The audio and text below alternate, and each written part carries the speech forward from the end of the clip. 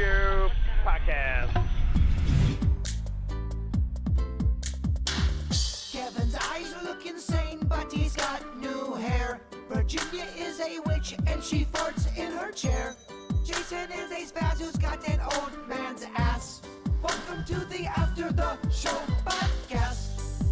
Hello and welcome to the KVJ After the Show podcast on National Book Lovers Day. Ooh. Yeah. Anybody pumped about that? Whoop, whoop, book lover. I'll read some self-help. I have a lot of those books I read. Okay. And whatever it might be. You are crazy. Stop drinking, you alcoholic. Throw that book away. Yeah. You're right. Fuck you, I need my drink. Dumb book. I know who's not pumped. My son, my younger one, Cannon, 15-year-old. He's got a book that he was supposed to read for the summer. School goes back tomorrow. Hasn't cracked the first page. Oh, no. What happened? I can't get him to read. I don't know what to do. I'm like, hey, let's read. I took away his Xbox, did all that kind of stuff. He would just rather sit and look at the wall. It's crazy that some kids just do not want to do schoolwork, even if there is restriction or you take shit away. They just don't jive with school. It was a struggle for me too, man. I was a sandbagging motherfucker. I would do what I had to do to get. I hate it. Math alone made me just go, fuck you, school. Yeah, it's crazy. So And then there's other people that love it. Yeah, he's got all that kind of stuff. So I don't know. Hopefully his sister Caitlin's in the chat. She said Spark Notes, so she might know a thing or two about dodging a homework assignment. So. She's going to help him out. Yeah. But Come to the rescue of your brother. He needs it today. You look at Colin and who would eat books for breakfast. Well, it's really kind of funny because of my family. I'm going to give away the big family secret. Colin has gotten everybody through school. Colin should have 6 different degrees right now because of all the family work he does. And that was the big solution, was not being able to get Cannon to read this book. Was, all right, well, get some money and pay your brother and he'll read it and do the report on you. But, when Colin does a report, he's so smart that he has to write in the language of the person, because it's so ridiculous that what happens is he'll submit a report and none of the work from any other family members has been nearly that good. So they're like, okay, how out of the blue? You're all not of a this sudden, good. You've got 8 assignments here. 4 of them are dog shit. And then all of a sudden, this one is written by somebody that could be teaching the class. Brainiac level. What happened to you? I want to know what happened to you over this 48-hour period, that this is just so amazing. I've heard people talk about this before on podcasts where they would do work for other people in high school and in college, and they would have to write it in the voice of the person that they were, because the teacher would get suspect. Oh, Virginia, this ain't no A work. What the fuck? So I don't know. Like, if he writes a report for Caitlin, does he have to write like an extra 80 times in there? Or how does this go down? You can't do A+ material. I think for anybody, you want to make it, you want to pass just to where solid B is where you want to go with. Right, you got to have that, yeah. And like I said, it's everybody in the family has leaned on Colin to get through their work. So I may hit him up for some shit I need.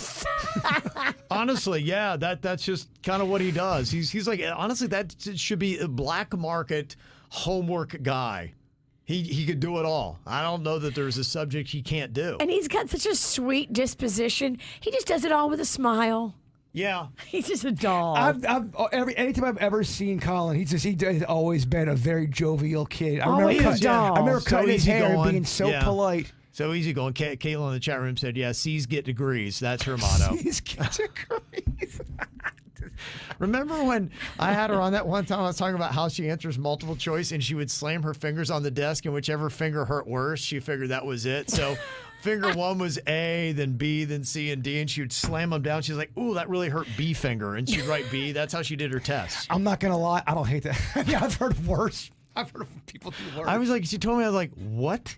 I can't imagine why I have tendinitis now. That's your plan to get through school? You're going to slam your fingers on the desk, and whichever one hurts worse is the answer. Terrible for the fingers. Terrible for the grades. What are you talking about? There's no way that can work well. I'm like, I don't know how she is about to graduate. Well, I do know how she's about to graduate. I think in December she's done with her degree. Caitlin is. Yeah. So she's the latest to get a degree. Thank you, Colin. So, yeah, we'll see what happens. But, the thing I'm hoping with Cannon, trying to get this kid to read the book is that, he's got football now. That's one of the reasons why. Nothing else. I see, there's some people in football and they're like, oh, my son's going to get a scholarship. I'm not that. Look, I like football for the discipline aspect of it, toughening somebody up. And one of the things that I saw is they have, and it's coming up too in about another week or two, it's F Day. And that's not F for football. That is for every F from a player on the football team, you do 100 or a 200-yard sprint down and back. Whoa. And the day we went, they had 45 Fs on the team, and there were kids just barfing, and they were sprinting. Everybody has to take the punishment. Everybody takes the punishment for your F, and they read it off. They're like, okay, you can thank on this Cannon Ralston, da-da-da, da-da-da, da-da-da. I'm glad they do 3 that. Fs. Yeah. I like that. He's got 3 Fs? No. I'm giving an example. School hasn't started yet. Yeah. She's done. Do you need Colin to do any work for you, Virginia? You're taking your kid to a school thing today for the first. What's wrong with you? I don't know if she's drinking or not drinking at all. I thought that was like summer class that he was failing or something. You know how school works, though. My kid's in summer class. Kevin, you're surrounded by a lot of not bright stuff. So, but yeah, I mean, when he walks in tomorrow, if this is what his mom and I understand, your assignment is due on that book. He's going to have an F. Day 1. Yeah, not today, but yeah, tomorrow. And then I assume that report will go right to the head football coach. And then on F day, as he's reading off all the names, there will be a Cannon Ralston on that list for not reading this book. And I'll be like, all right, I hope everybody on the team chews your ass. I'm not saying it always works, but it's pretty effective when it's basically you're giving the kid a code red. Everyone on the team now knows you're the reason why we're fucking up and running right now, and we ain't cool with that. It should scare most players straight. But peer pressure. Yeah, well, just you don't want to be the person that makes everybody run. Yeah, right. Fucking And 40. I love that. Announce it. I do like that. And as they get to the line, be like, hey, turn to Cannon and say, thank you very much for this sprint. Is it public or private school? It's public. I'm surprised they can do that shit still. I'm glad they can, but I can see some parent, you're hurting their feelings. It's tough. In fact, they had on all the local news today, they were talking about practicing because they've got the extreme heat warning that's going on and all the measures that they have to take to make sure they're getting enough water breaks and they're not getting the core body temperature of these kids too high that they could be stressed. And it all comes from one kid that actually did die at a football practice. And so there's a whole rule that's named after him. So, yeah, it is kind of interesting. And some schools do have to say, yeah, we do not use any kind of physical punishment to try to condition our players. So, yeah, it may not be something that's well publicized. Gosh, the worst shit, Virginia, would be that you'd be on a team. Like back in college, I would ride the bench a lot, but I played on some shitty teams. It was one down in Broward I played on. We lost, I think, 5 games in a row. I didn't sniff the field, but every time we would run, the coach would be yelling at us and just saying how badly we sucked. And I didn't play any of that shit. Motherfucker, why am I running? It used to be insane. Man. Look, I love the punishments for things like that. I think that it is great. And to me, running and things of the such, I am all for that. I endorse that. But where they used to be in football way back in the day, all the players would drink out of one bucket and they would have one sponge and it would be dirty water and then they'd never give you water breaks. They'd have you take salt tablets. Oh. And it just, the stuff they did then was inhumane. And so, look, give them the water breaks, do all that stuff, watch their core body temperatures. You know, I was asking Christian Wilkins when I saw him at Dolphins practice a couple weeks ago. I'm like, they've got monitors on. He's like, oh, yeah. He's like, the entire practice, they have sensors underneath their shoulder pads that are monitoring their body temperature and their hydration levels and things like that. And they'll get pegged in warning levels so they can say, hey, Christian right now, you got to get him off the field. He needs to get in the shade. He needs water, all that kind of stuff. And then you can tell if someone's faking the funk, too, because you'd have that back in the day where someone would act like they're not. oh, I'm so thirsty. But they were being lazy, and you knew that because you played with them and some for so coaches long. would continue to push them, and they thought that they were, and you never knew. Maybe that one kid that you thought was dogging it was actually being legit. And then that's how you've had a couple deaths. Oh, the one thing you would dread, you get off the bus, and if the coach said, get your tennies on, it's going to be a long day.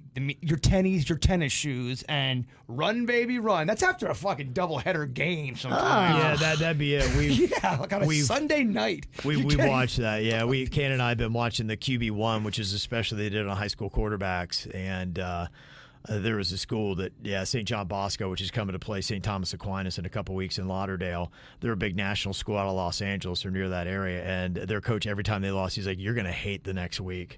He's like, "You're going to hate me." And they would just run their dicks into the ground. And sometimes you play with some dumb fucks. Like, for example, on the same team with same coach, we lost like 2 games in a row coming back from Indian River.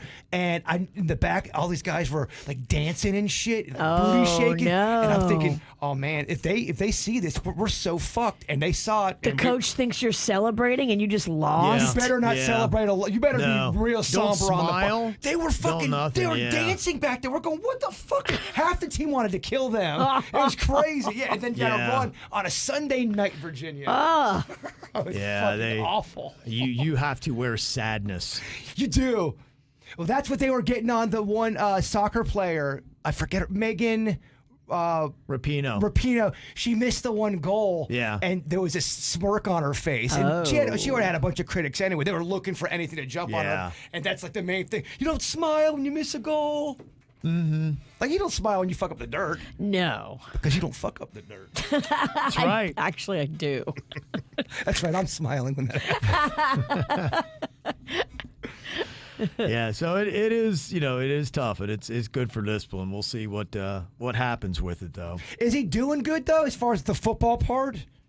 Yeah, he's doing very well. I'm happy that he's in there. He and can chuck it? He's getting reps. He's doing all right. Yeah, I mean the starting quarterback's amazing, and so I'm saying, but is he going to be starting on the JV? He was told that, yeah. Or at least that's what he good. told me. So he thinks he's going to be starting that. That'll be good. He'll get some reps and get out there. I mean, he's never played tackle football, so this is a new experience. He got hit for the first time the other day in practice, and he was like, "Whoa, that was something." He's like, "It hurt more than I thought it was going to hurt." He's a freshman. Yeah, he's freshman. Dude, freshman on JV. That's not a big. That's good. It's not a big. That's not bad. And so he didn't realize it. He didn't even know what the drill was. He just got up in line and he got faced off with the hardest hitter on the whole team. Oh, boy. And the kid just destroyed him, just blew him up. Like, I thought his pads were going to explode and everything. Butthole's gone. Yeah, it just flew out of his body. His butthole. You going to pick that up? So, you can get hit pretty hard. And they put the team is on either side of this, so you have to run directly at him. There's no way to, run around him. You have to run right at this person. Oh, boy. And so, yeah, he ran right at him, just got leveled. And he got up and, still on the team. So, and I was worried because I think I told you the story when he was 5, he got clocked by an 8-year-old. Yes, And I do remember that. He was just devastated. I was like, that was the end of tackle for him. We put it on pause. 5-year-olds should not be allowed to hit 8-year-olds. That's just it wasn't. The size difference between those 2 years is so dramatic. Yeah, so he skit tackle for 10 years because of that one hit. And then his first hit back was a nasty one. So, well, I mean, he's playing with the big boys now. He is. The enemy is going to want to take his head off. He's the quarterback. Well, he's a freshman. It's like somebody's like, "Oh, this is awesome. I'm going to hit him as hard as I can. Oh. I'm going to knock him back to the 6th grade." No, there ain't no room for Oh. Yeah, they hit him. that's a tone you can't take. Can't do that. So you want to support him, but you can't be like, "Oh, are you okay, Cannon?" Because that's not the approach you can have. You're like, "All right, you're all right, dude. Get There ain't up. no pussy on the football team, Get up. Virginia. You'll be all right. You'll be all right." Trashley sent in an email. She said, "I want to touch on a few things with y'all. So glad you did talk about the likes on your KVJ TV on YouTube and the difference in the chat and the comments. I was trying to find if you can see how many hours you've watched a channel on YouTube, but I cannot find that. I have to have hundreds and hundreds of hours vested in the KVJ Show YouTube page, but I never liked any of the videos, and now I'm going to rewatch and like and comment on every single one." Aw, thank you. I gotta tell you, there was like 4 or 5 people, and 4 or 5 people was a big deal for me. They went back to the pizza vlogs, Aw. and that really does help. A new pizza vlogs dropping too. So if you guys want to help me out with that with likes and comments, it would be it would be greatly appreciated. Absolutely. It's the Weird Whatever crew that we did it with. Oh, was this the other night when you went for Vicky's birthday? No, it's a different thing we did. Oh, look at you. You're so busy. I'm a little too busy right now. Why don't you add some more projects? I'm fucking stupid.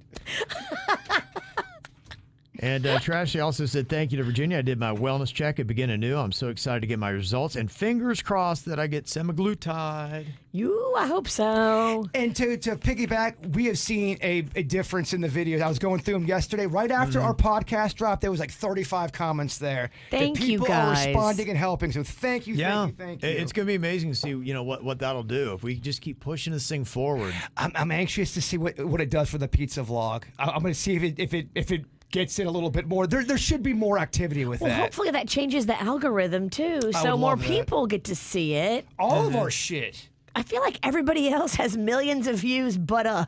It's we've been fucked so. Every clown ass that Rocco watches I on know. YouTube, I always ask him, how many views does that page have?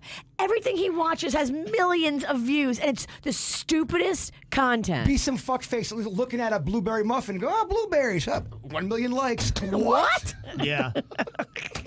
I don't know. It's unreal, man. It's me. It's gotta be me. Couple of thoughts here from the makeup or breakup we had earlier today. This wife goes in to surprise her husband for a little lunch.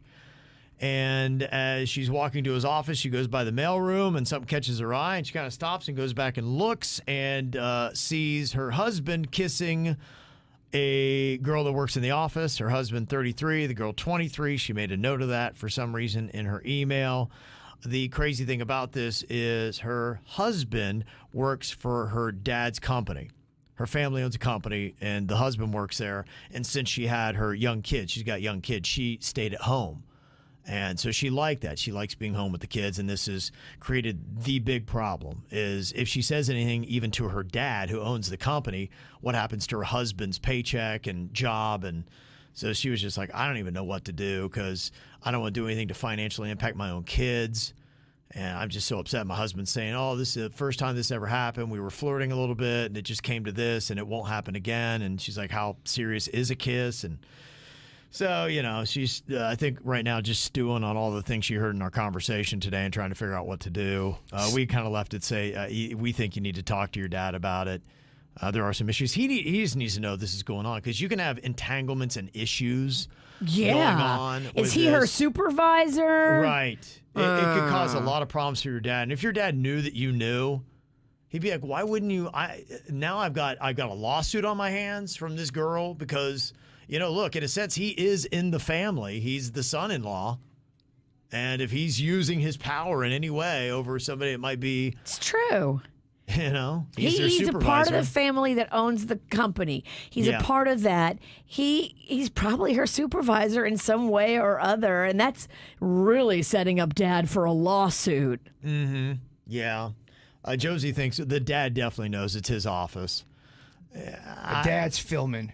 You think the dad knows? If my dad knew, I think he'd be pissed and he would address it. I can't imagine that. There's no way the dad knows. And if the dad does know, the dad's a fuckface. Well, the dad is a fuckface because if I knew my daughter was getting cheated on, and you didn't say anything, I'd be mad at you. Yeah, no, I'm going right to Caitlin and be like, Of course. And I might tell the queen so she can kill the guy first. And that'd be so easy. That's smart because there's certain things I tell Virginia that I go, I might plant in the queen's head. Yeah, you gotta plant I'd be things. Like, do you know what this guy did? Yeah. Because I'll go off. Yeah. You're just the right man for the job. Yeah, no, Caitlin would know right away. So I don't know. I know people are confident that the dad knows, but you're right. He is a fuckface if he didn't say anything. That would be next level Jerry Springer shit.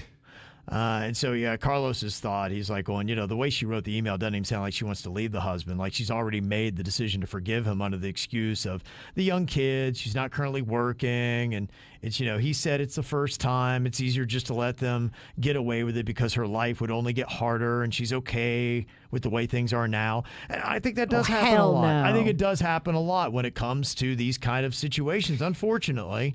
When someone asks for your opinion, they most likely know the answer. They just hope that you say what they want to hear. And maybe today we didn't say what she wanted to hear. Maybe she was just hoping we'd be like, okay. Yeah, you got a lot riding on this. Take it, yeah, but Yeah. we ain't gonna give that. No. That is a mess. And you can't let him get away with that. Husto said, yeah, he felt comfortable enough to kiss that girl in the office of the family business. He definitely did something more with her. Oh, the way I look at it, even if I'm with somebody and let's say it was the first time in reality and they're telling me it's the first time, it don't matter. To me, I'm going to go, hey, this is bullshit. You've been doing this forever. That's why you don't cheat. Because it's so ballsy. It makes people think the worst when you cheat. Mm-hmm. Yeah. First time. First time, my ass. Very rarely do I feel like you stumble upon walking it the first time. There's probably other girls in the office he's already done this to. Even if you're flirting and you're married and doing that shit, you suspect as fuck. Mm-hmm. This is another kind of make up or break up sent in. So it's not personal, but I've been curious about this story I heard a while back about a guy getting married that weekend and having doubts because of something his fiance did. The kids were on summer break, so I haven't been able to listen consistently. And I went on YouTube and I tried to go back to the dates. I think it may have been to hear the outcome, but I can't find it. Sorry, I don't want to waste your time. I'm just so curious. Yeah, a couple things that we're going to be doing, because I do realize starting tomorrow, we're going to have people back in their patterns. And so we do understand and respect that during the summer, everybody's running and going and may not been able to listen to KVJ consistently. We don't want you to be lost because there were a lot of developments. If I just start talking about neck tats tomorrow, people be like, wait, what's going on? I don't know. Who's getting a neck Wait, tat? what's happening? Yeah, there'd just be a lot of things like that people would be lost on. So we always do this for the first 2 weeks coming back. We'll replay some of the big storylines early in the 6 o'clock when people are getting up, ready for work and school and back in the routine. So we'll have some of that. And then we'll also do an Ask the Show. If there's something that you heard at the end of the school year and starting summer break, or just you caught a little bit of the summer, like what happened here, you can ask your questions then, and we'll find the answers for you. So we'll open that. Probably do that tomorrow, actually. That's fun. I love it. Yeah. Yay. So we'll be doing that. So I'll take a look into that later, because you're not the only ones going to have that kind of question. I don't specifically remember that off the top of my head. We've had so much stuff, but I'll look into it. There's shit that from people in the chat room have asked me that they either didn't get maybe there wasn't even a development or a part 2. I know that someone wanted to know something that we were talking about with Virginia, but I just don't think there was an update on it. So that's why we haven't brought it up. What was I it? forget. It was something about Magnolia, but it was something to where you don't have an answer yet. That's why. But they didn't know that. Okay. There's a lot of those empty holes there. Mm-hmm. Empty holes. Got Amanda saying in an email, she said, I'm having a problem with my boyfriend's dad about what my son should watch. My son is 6 months old, and one of his favorites is Mrs. Rachel. My boyfriend's dad says that this show will make my son gay. I've been biting my tongue about it because her shows are made for babies and they are nursery rhymes. I was raised to not be disrespectful, but would I be wrong to basically fight back with him? I would stand my ground on this. I feel very secure in the point that turning on a show is not going to make someone gay. That's not how it works. From everything I've known, everything I've read, everything I've seen, from everybody I've talked to, that's not it. You can't go into a theater, watch the Barbie movie, and come out flaming. Oh my gosh, I didn't know I was gay, and I'm now gay. That's not how it works. Watching Mrs. Rachel is not going to make your son gay, and I wouldn't bend to such a ridiculous concept and just be like, oh, okay. I think that's the best way, because you guys are. He sounds out of touch. Yeah, and you're not going to change his opinion, but this is what's got to be really tough when you're parenting with somebody that's such a freaking buffoon that they have stances like this and would keep a kid away from what could be a great show for them because they think it's going to turn them gay. By the way, what is Miss Rachel? I don't even know. I what don't that know. is. I've never seen it. Stephanie said it's amazing. It's just maybe a kid show, and they do nursery rhymes, and this guy just sounds like an ignorant bigot. It must be for younger kids. Miss Rachel. I'm kind of out of the loop with the little kids It's stuff. like, a Sesame Street, a Barney, something along that line. Yeah, I don't get it. sometimes family members are fucking crazy too. True. I've got family members that I'm not close with, but they've got my blood. They're up north. Some of the shit that they believe is insane to me. Yeah, and that's what's really tough when you're sitting there looking at your partner and you're co-parenting and they're just doing some dumb shit, and you're like, I can't vouch for that. I would not placate to them and ever bend on that. Now, when it comes to watching, hey, whenever you're with the kid, let your son watch Mrs. Rachel. You're fine. If your kid's gay, your kid's gay. But Mrs. Rachel ain't gonna make that happen. So, by the way, a lot of people love it. There are a lot of good comments about Mrs. Rachel. I guess her show is good. Is she good? I guess. I don't know. Yeah, I don't know. Gosh, I am so sorry for you because I'm sure if he's that ignorant about that, he's just got to be ignorant all the way through. That sucks. Gosh, that's just going to be so challenging. Ugh. Watch who you have babies with, honestly. Really watch who you have babies with. It sounds like he's the kind of person that can get duped in some social media propaganda bullshit. Oh, I'm sure. Somebody somewhere has told him that Mrs. Rachel turned your kid gay. Just, come on. Let me see. We got an interesting email here from Michael.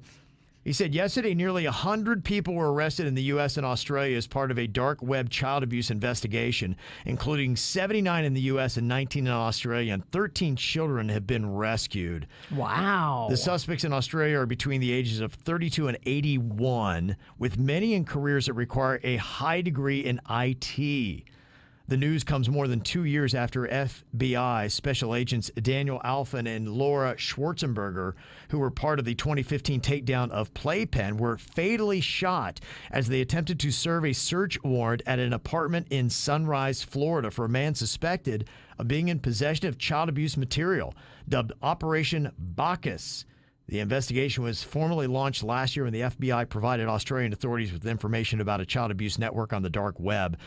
And Michael says over 80% of dark web traffic was found to relate to illegal porn, abuse images, or child sex abuse material. See why it's hard to stop the spread of the material. That's what Virginia had mentioned that a couple weeks ago. That's one of the biggest things that I've noticed with any of those YouTube channels that try to bust the guys talking to the kids underage.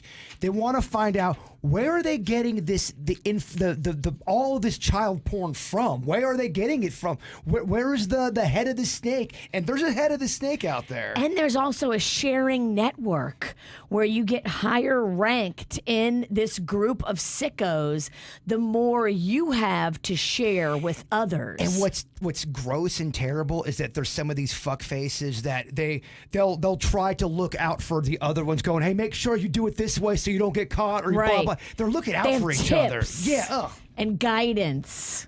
Mm-hmm. It's gross. This email says, hey, I want to remain anonymous, but I need to know, how do you say no to booze when people are just too pushy and they demand an explanation for why I'm declining alcohol? Sometimes when I refuse, the people around me won't stop asking. I simply just don't want to give a reason, but I do want to appear reasonable. I work with some partiers, too, who like to drink, and I'm new to the company, and I don't want to come off lame. Signed suits. Yeah. He's like, I can't keep this up anymore. How should I handle this? They've broken me. Yeah.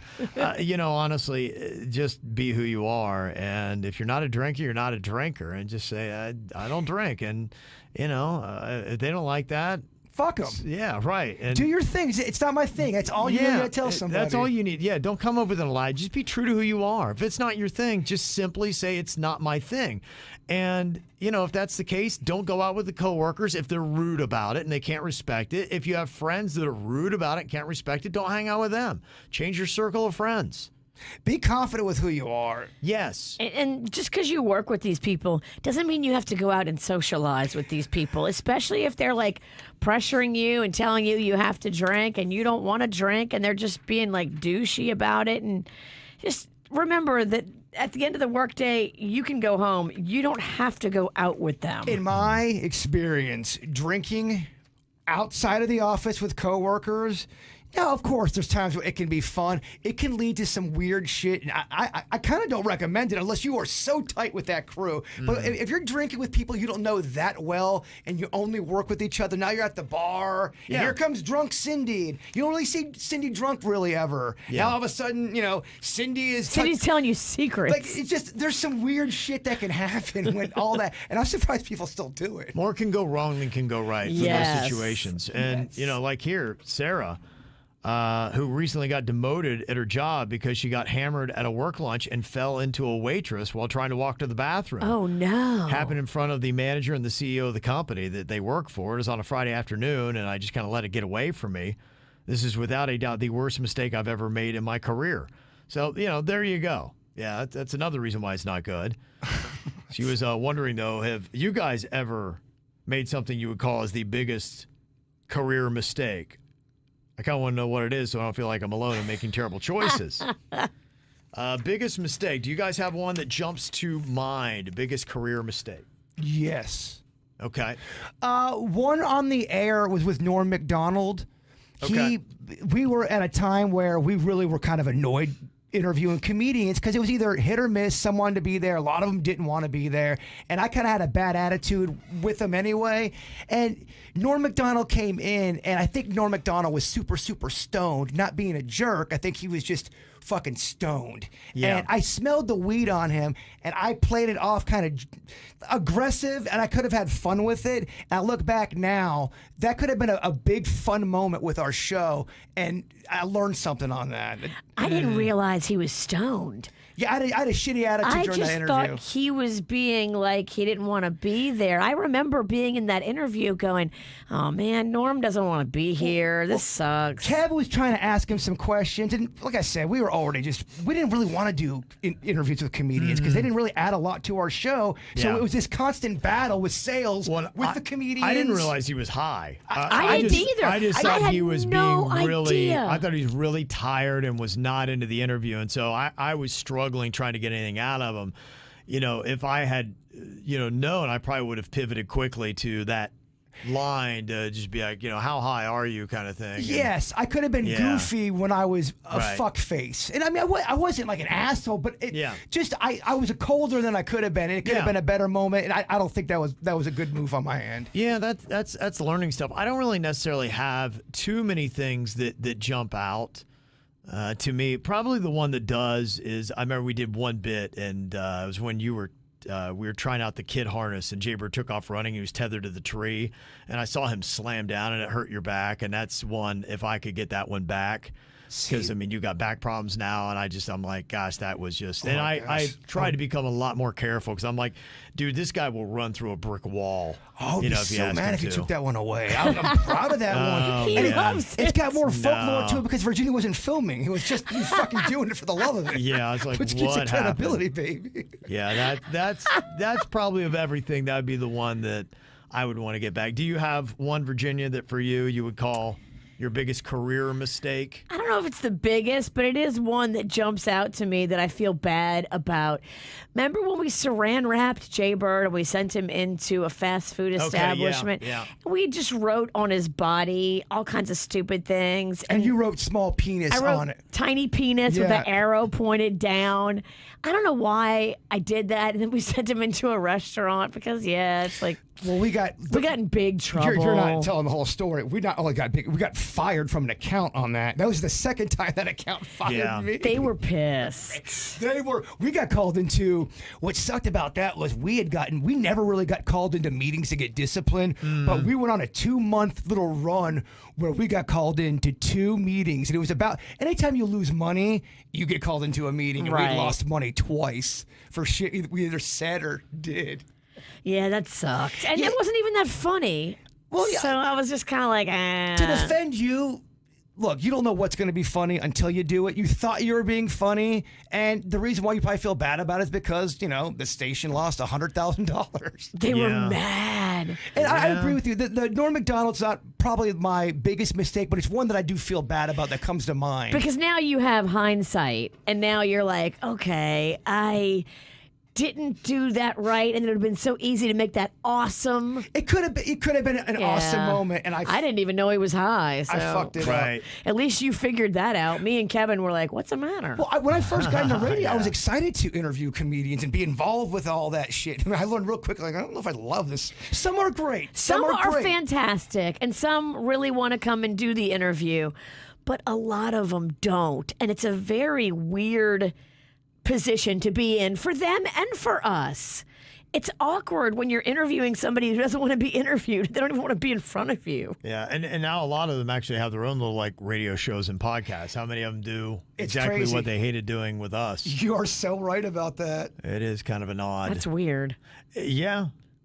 I think it was the early morning hours more than anything for them because they're on stage late at night in the comedy club, drinking, whatever.